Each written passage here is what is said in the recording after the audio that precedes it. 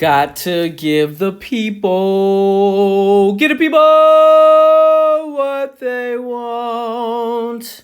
Bass here with this quiz review. You should be making a toolkit. There are 3 things that are on your quiz.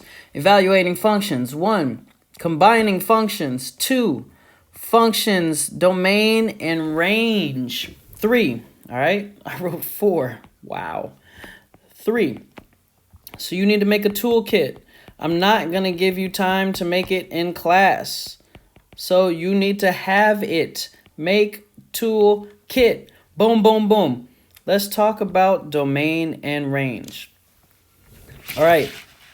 I'm looking at this number 1. I want you to write what you believe the domain and the range of this is. Pause it right now and write domain and range. Cool. You just did that. So you're looking here. Please don't worry about this piece. That's just something extra. I don't know what that is. All right. So you're looking here. I'm thinking about my domain. Domain is all my possible x values.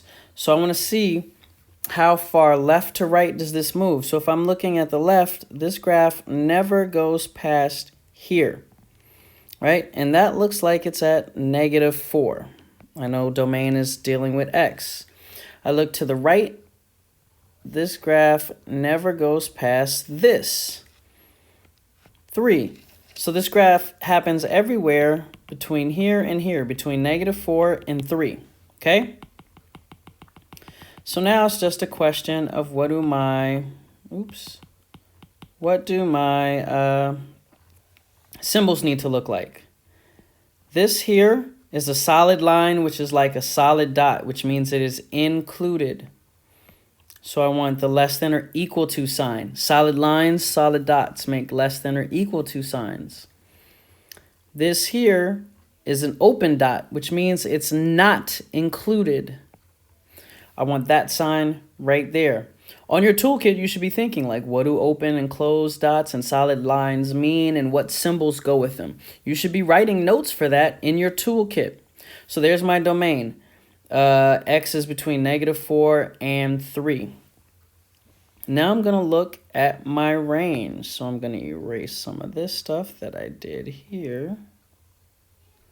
And I'm going to take a look at my range.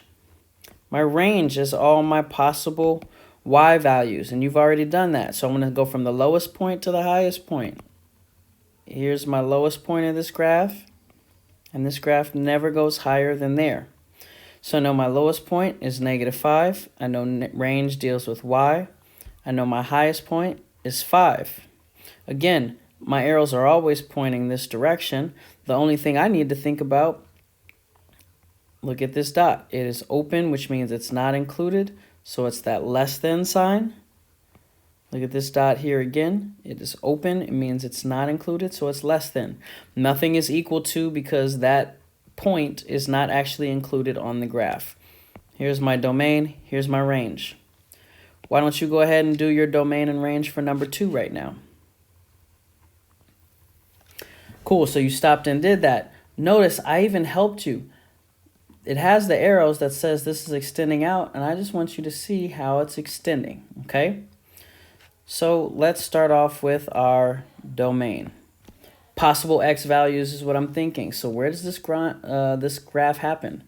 Well, it never goes farther to the left than right there, so that's at 0.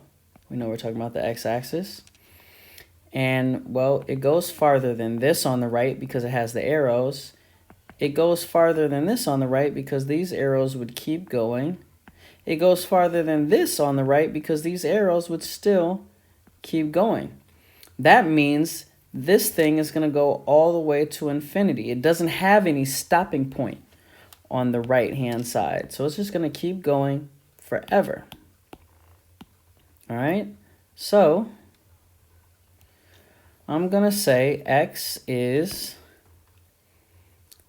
greater than, again, notice, solid point here, solid line, greater than or equal to 0, and it's less than infinity. Remember, you can't ever be equal to infinity. Let's look at the range.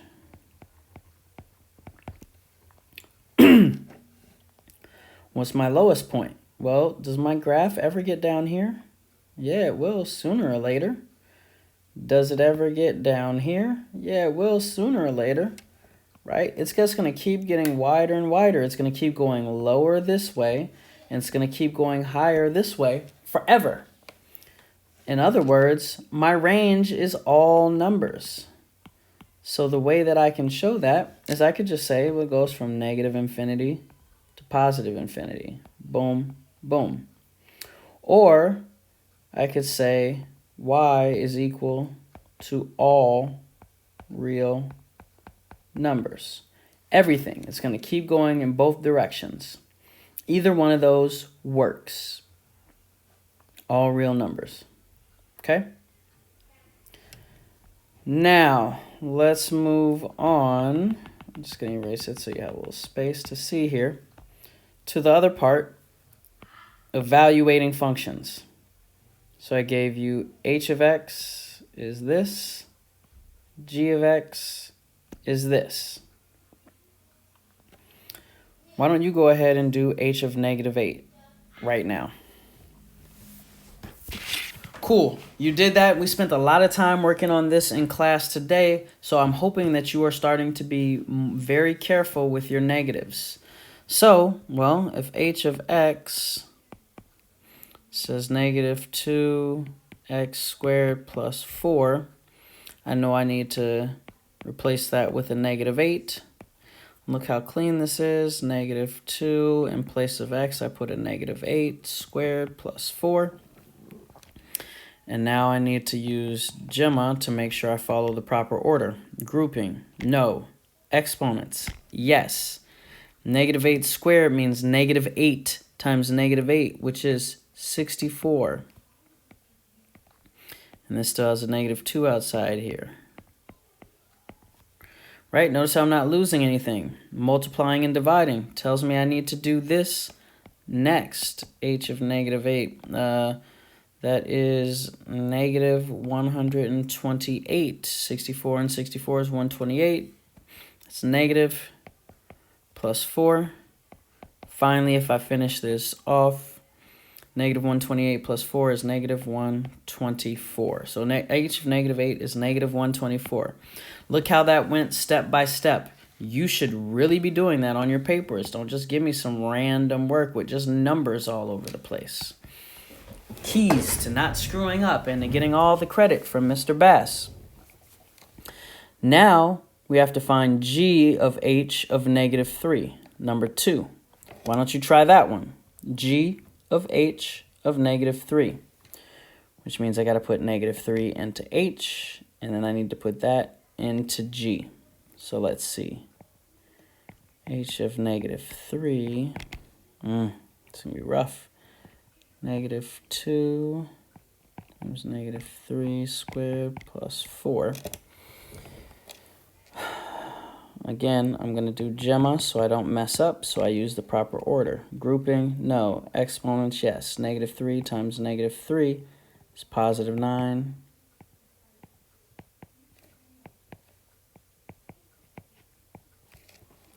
Multiplying and dividing, yes. 2 times negative 9, negative 2 times 9 is negative 18 plus 4. And negative 18 plus 4 is negative 14. Now, I need to take that, negative 14, and plug it into g. So the g of x part, you can probably do yours underneath here. I just don't have space on mine. The g of x, I got to do negative, I have to put a negative 14 in there. So this is 1 minus 6 times negative 14. Okay? Again, still going to use my Gemma. Grouping, no. Exponents, no. Multiplying and dividing, yes. I'm going to call this negative 6 times negative 14 is positive. I don't know what 6 times 14. 14 times 6, 4, 20, 84. It's 84. So it ends up being 1 plus 84, which is 85. Right? So g of h of negative 3 equals 85. Pause it, get that down, because I'm about to have to erase it to do the last problem, number 3. All right, that was 2. Here's the third one, number 3. Says h of g of x. Notice I put the little of right there. That's what that dot means. Same thing. X, put it into g. G, put it into h. Since I don't know what x is, I'm literally just going to take g and plug it in to h. So what was g? G was 1 minus 6. What was h? H of x, I need to set it up so I could plug something in. Negative 2. Here's where x was, squared, plus 4. Now just take this g and plug it in. G was 1 minus 6x. If you just get me to right here, I'm happy. All right, that's what we have. Remember, test is tomorrow. Make a half-page toolkit. And I got to give my shout out. I got to give my shout out to Jose, the first one that was like, yo, I need my shout, Mr. Brass. I don't even know my own name. I need my shout, Mr. Bass. Boom. He got that for me. So shout coming your way. And then, ooh, somebody else. Oh, I think my number one complainer, y'all know who that is. Brandon asked for a shout out. So I got a shout out coming your way as well. Keep up the good work, y'all. We're going to get this test tomorrow. Keep it going. Peace.